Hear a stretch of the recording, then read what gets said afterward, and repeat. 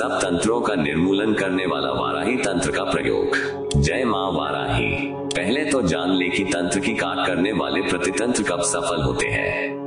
एक, किसी ने मात्र ईर्ष्या वश कुछ क्रिया की करवाई हो और आपके नुकसान से उसका स्वार्थ पूरा होता हो। 2, अज्ञानता वश किसी तंत्र के चक्कर में फंस गए हो। आधी अधूरी जानकारी पे कोई तंत्र का अनुष्ठान किया हो और परेशानी शुरू हो गई हो और छूटना चाहते हो। 3, अनजाने में किसी ऐसी जगह गए हो जहां तंत्र का अनुष्ठान हुआ हो और वहीं से कोई बाधा परेशानी शुरू हो गई हो। 4, अगर आपने किसी निर्बल को सताया हो और वो प्रतिकार करने के लिए तंत्र की सहायता लिया हो तो ये प्रयोग सफल नहीं होगा, क्योंकि उस निर्बल की हाय और दर्द किसी भी प्रयोग से बड़े होते हैं। स्वयं परमात्मा उसकी मदद कर रहा होता है।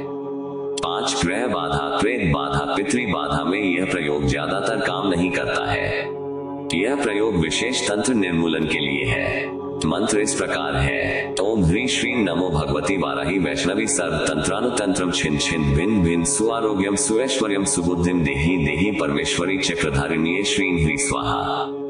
प्रयोग किस प्रकार से करना चाहिए? किसी भी प्रकार के किए कराए गए तंत्र प्रयोगों की काट मां वाराही की उपासना से हो जाती है।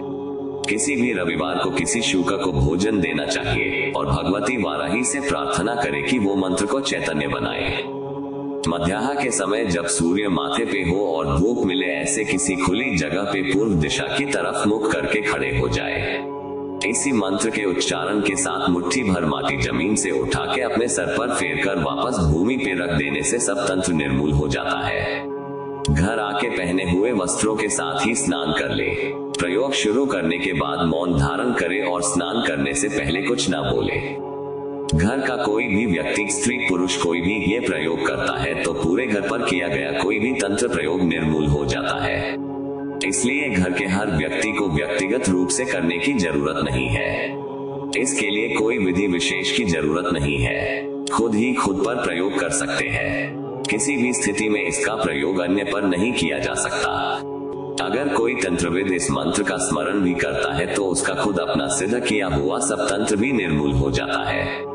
किसी का भला करने हेतु निस्वार्थ भाव से भी ये प्रयोग अन्य पर नहीं करना चाहिए। अन्य पर प्रयोग वर्जित ही है, इसलिए तंत्रविद कृपया इसका उच्चारण करने से भी दूर रहे। अगर प्रयोग से सफलता लगे तो विष्णु या कृष्ण मंदिर में यथाशक्ति जो ठीक लगे वो प्रसाद कर देना चाहिए। मुसीबत में पड़े लोग अपनी खुद की मदद खुद कर सके, इस हेतु ये प्रयोग यहाँ दिया जा रहा है।